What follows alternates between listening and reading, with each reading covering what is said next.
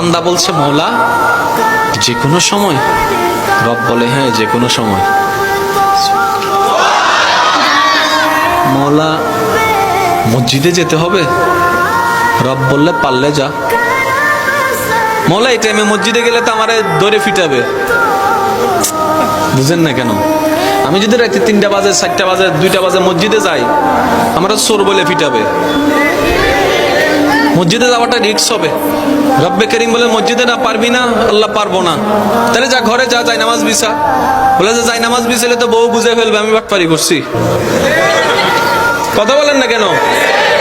মওলা বউ বুঝে ফেলবে, মা বুঝে ফেলবে, নিশ্চয় কোন একটা অঘটন ঘটাইছি সেই জন্য যাই নামাজে বসে কান্না করছি, তাহলে তো ইজ্জত ফানসার।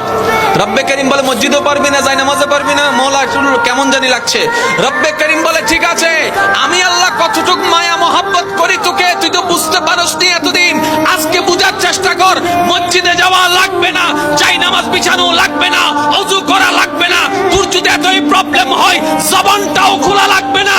মন থেকে তুই একবার আমাকে ডাক দে, একবার ডাক দে, একবার বল রহমান মাফ করে দাও, রহিম মাফ করে দাও। তোর মনের অবস্থা আমি রব্বে করিম শুনে ইন্নাল্লাহ ইয়াগফিরুয যুনুবা জামিয়া, তোর সারা জীবনের গুনাহকে মাফ করতে রাজি। সুবহানাল্লাহ।